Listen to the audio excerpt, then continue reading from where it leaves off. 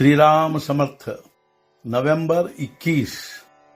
कल्पनाओं का सृजन रोककर वृत्ति स्थिर होनी चाहिए। कोई आदमी अपनी तहसील के नगर में गया और उससे पूछा कि तुम कहाँ के हो, तो वह अपने गांव का नाम बताएगा। जिले के सदर मुकाम में गया तो अपनी तहसील का नाम बताएगा। प्रदेश में गया तो जिले का नाम बताएगा, और यदि दूसरे प्रांत में गया तो अपने प्रांत का नाम बताएगा, और विदेश में गया तो अपने देश का नाम बताएगा।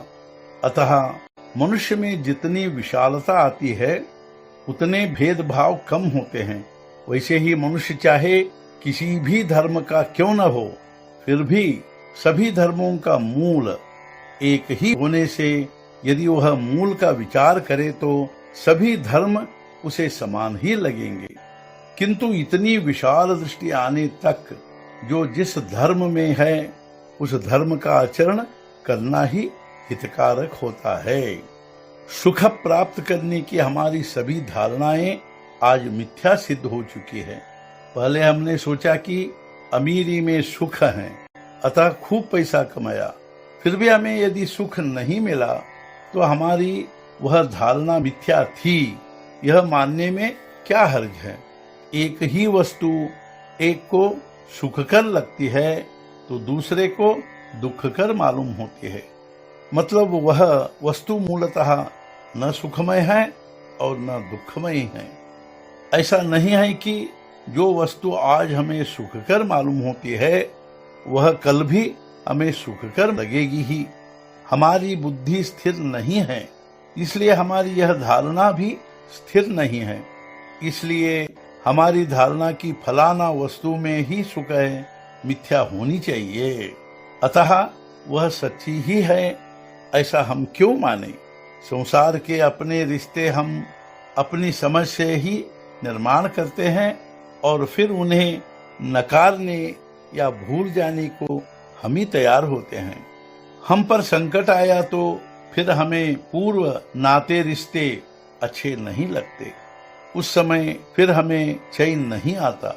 मतलब यह कि यह सब कल्पना का खेल है। एक कांटे से दूसरा कांटा निकाले और दोनों फेंक दे। इसी तरह हम एक कल्पना से दूसरी कल्पना को मिटाए और फिर दोनों को नष्ट कर दे। कल्पना करना ही हो तो हम भगवान के विषय में करें। भगवान हमारा दाता है, त्राता है, हमें सुख देने वाला है, ऐसी कल्पना हम करें। उसी में सच्चा हित है और उसी से गृहस्थी सुख की होगी। कल्पना की सत्यता या असत्यता अनुभव से समझ में आती है, इसलिए अनुभव के बाद कल्पना रुक जानी चाहिए।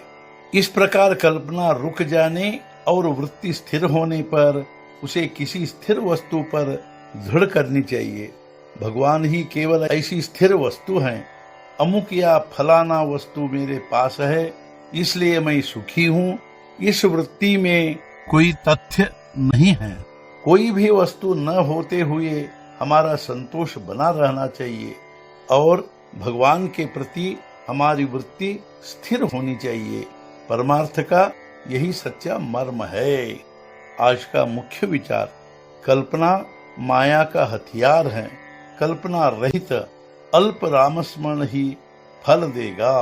सद्गुरुनाथ महाराज की जय। जय जय रघुवीर समर्थ।